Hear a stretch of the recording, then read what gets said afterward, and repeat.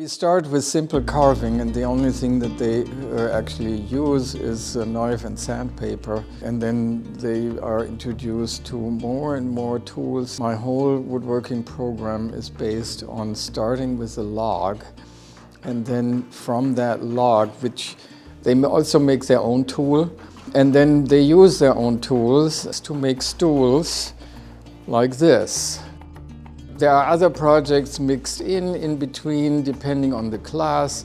What are students learning here, and what I actually teach the students are certain qualities that they can use everywhere in life. And what I'm teaching them is this patience, and that also is one of the important things, whatever you do in life later, to see a project through until it's really done.